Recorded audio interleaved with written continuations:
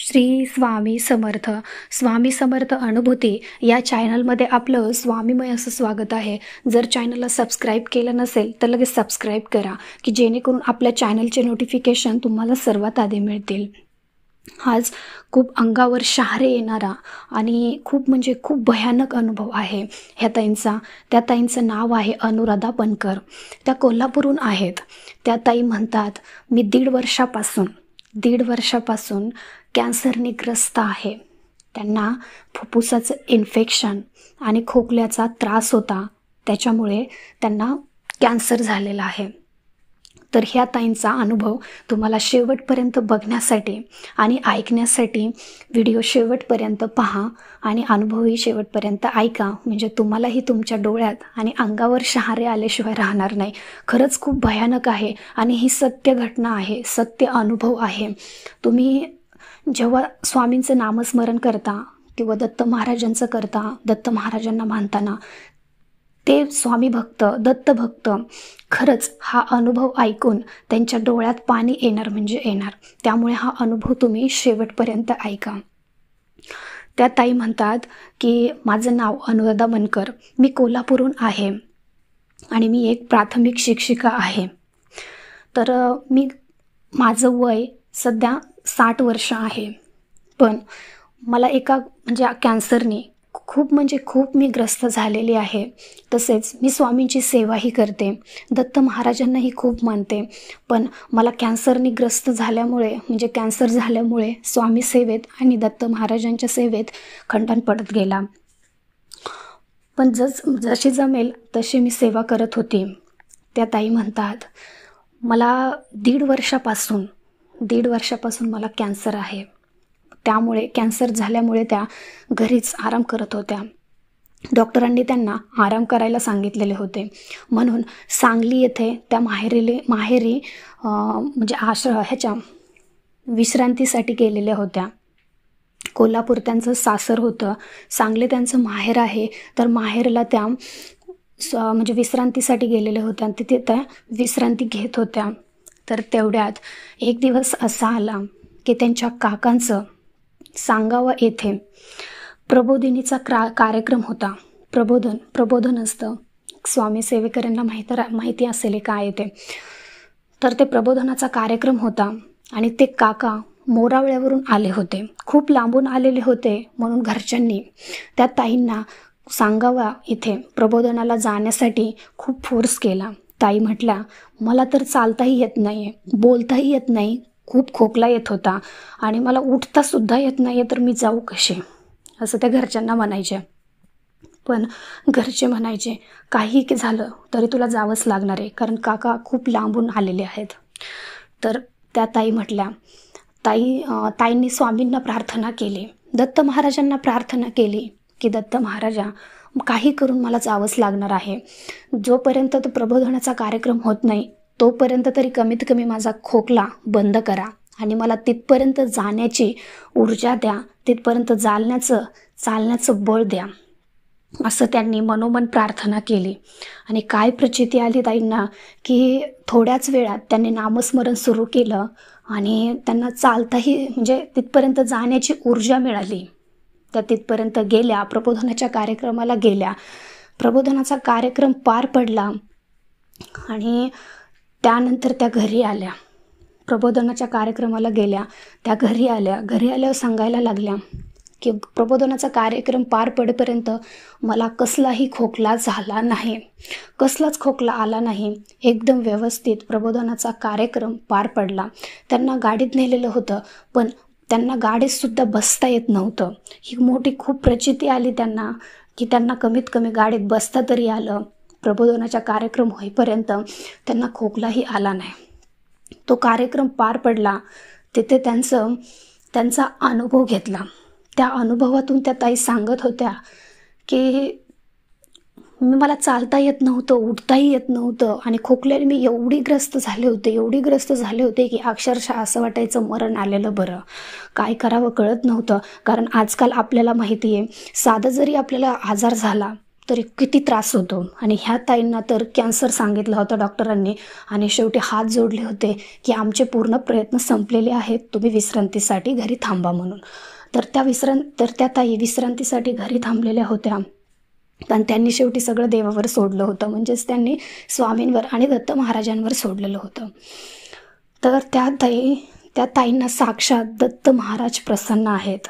तर त्या कोणत्या मंत्राचं नामस्मरण करायच्या, तर श्री गुरुदेव दत्त, ओम शिव गुरुदेव दत्त, ह्या मंत्राचं त्या नामस्मरण करायच्या.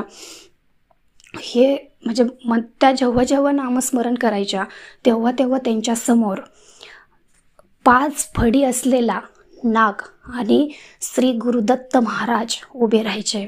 बघा, 5 फडी असलेला नाग आणि दत्त महाराज त्यांच्या समोर दिसायचे. म्हणजे साक्षात दत्त महाराज त्यांना प्रसन्न आहेत आणि दत्त महाराजांनी त्यांना प्रचिती दिलेली आहे. आज त्या म्हणतात की मी फक्त आणि फक्त माझ्या दत्त महाराजांमुळं आणि स्वामींमुळंच मी बरी झालेली आहे. म्हणजे बघा किती मोठा आजार होता. कॅन्सर म्हणजे आजार काही बरा होण्यासारखा नव्हता त्यांचा. फुफ्फुसाला खूप इन्फेक्शन झालं होतं त्यांच्या, खोकलाही थांबतच नव्हता.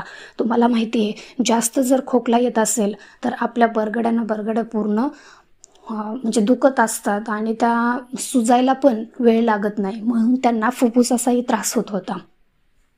तर तसंच त्या ताईंना म्हणजे आत्ता बरं होईल, नंतर बरं होईल, ह्या डॉक्टरकडे जा, त्या डॉक्टरकडे जा, खूप दिवस ट्रीटमेंट घेत होत्या, पण कुठेच काहीच फरक पडला नाही. शेवटी त्या नामस्मरण केलं त्यांनी, सकाळ संध्याकाळ नामस्मरण सुरू केलं आणि जसजसं त्यांचं नामस्मरण वाढत गेलं तसं त्या बऱ्या झाल्या. आणि आज अनुभव सांगायला त्या म्हणतात की मी तुमच्यासमोर सक्षम आहे. मी स्वतः माझा अनुभव शेअर केला आहे हा, आणि मला असं वाटलं की माझ्या या अनुभवातून खूप काही सेवेकरी घडतील, म्हणून मी ताई तुम्हाला हा अनुभव शेअर करत आहे. तर त्या ताई म्हणतात की खरंच ही सत्य घटना आहे आणि हा मी स्वतः अनुभव घेतलेला आहे की माझा फक्त आणि फक्त नामस्मरणाने माझा आजार कॅन्सर बरा झाला आहे. त्यामुळे ते शेवटी म्हणतात की श्री गुरुदेव दत्त या मंत्राचा जरी जप तुम्ही केला, या मंत्राचं जरी नामस्मरण केलं, तरी पण सगळे आयुष्यातले संकट, सगळे आयुष्यातली दुःख, सगळं म्हणजे काही आजार असेल किंवा काही असेल, काही असू द्या, फक्त तुम्ही स्वामींवर आणि दत्त महाराजांवर श्रद्धा ठेवा. तुमचं कुठलाच प्रश्न तुमचा राहणार नाही. माझा म्हणजे न बरा होणारा आजार बरा झाला तर तुमचे का नाही प्रश्न सुटणार? नक्की सुटणार. तुम्ही म्हणताल ताई की आमचे कर्म चांगले नाही आहेत, तर मग काय करायचं? हे बघा, स्वामींनी आपल्याला तारलंय ना, तर भले आपण किती महापाप केलेले असू द्या, कितीही आपले वाईट कर्म असू द्या, पण तुम्ही स्वामी सेवेत आलात ना, तर मग बाकीचे तुमचे पाप पुण्याचं निवड आपले स्वामी बघून घेतील. काय करायचं ते तुमचं काम फक्त सेवा करणं आहे, मनापासून नामस्मरण करणं आहे, मनापासून विश्वास ठेवणं, मनापासून श्रद्धा ठेवणं, हे आपलं काम आहे. स्वामी बघून घेतील की पाप काय पुण्य काय. आपण चांगले कर्म करायचे, स्वामींची सेवा करायची, दत्त महाराजांची सेवा करायची आणि बाकीचं सगळं स्वामींवर सोडून द्यायचं की स्वामी तुम्हीच बघून घ्या काय करायचं ते, माझं काम आहे सेवा करणं. असंच या ताईंनी केलं आणि त्या आज म्हणजे प्राथमिक शिक्षिका आहेत. तर शाळा भरल्याच्या नंतर आत्ताच्या जूनमध्ये त्या परत जॉईन झाल्या. म्हणजे त्यांना आता जवळजवळ 5-6 महिने होतील. या 2023च्या जूनमध्ये त्या जॉईन झाल्या. पूर्ण बरे झाल्याच्या नंतर त्यांनी शाळेत जॉईन केलं आणि आज त्यांचा पूर्ण परिवार, पूर्ण कुटुंब फक्त आणि फक्त स्वामींच्या कृपेने पूर्ण तारलेला आहे, पूर्ण व्यवस्थित आहे आणि चांगला आहे. त्यांना दत्त महाराजांच्या मूर्तीचा अभिषेकही करायचा आहे, पण त्यांचे पती आणि सासरे मद्यपान, मांसाहार करतात. त्याच्यामुळे आणखीन काही त्यांनी दत्त महाराजांचा अभिषेक केलेला नाही आहे. तर तोही अभिषेक लवकरात लवकर दत्त महाराजांनी त्यांच्याकडून करून घ्यावा, हीच त्यांच्या चरणी प्रार्थना. तर बघा, ह्या ताईंचा खूप अनुभव, म्हणजे मी जेव्हा त्यांचा अनुभव हा वाचला ना, ऐकला, तेव्हा खरंच खरंच असं वाटलं की स्वामी आहेत, खरंच आहेत. आणि जेव्हा तुम्ही कुठलंही एखादं मंत्र स्तोत्र बोलताना, तेव्हा ते खरंच त्यांच्यापर्यंत पोहोचतं. आणि जे त्यांनी आपल्याला दिलेल्या ज्या सेवा आहेत ना, की तुम्ही नामस्मरण करा, तुम्ही तारक मंत्र म्हणा, तुम्ही पारायण करा, तुम्ही गुरुचरित्र पारायण करा, स्वामीचरित्र पारायण करा, ह्या जे काही सेवा दिलेल्या आहेत त्या खरंच सत्य आहेत. जो कोणी या सेवा करतो त्याला प्रचिती येते म्हणजे येतेच, नक्की येते. एखादा दिवस उशीर होईल किंवा काही दिवस उशीर होईल, पण आपल्याला चांगलंच फळ मिळेल.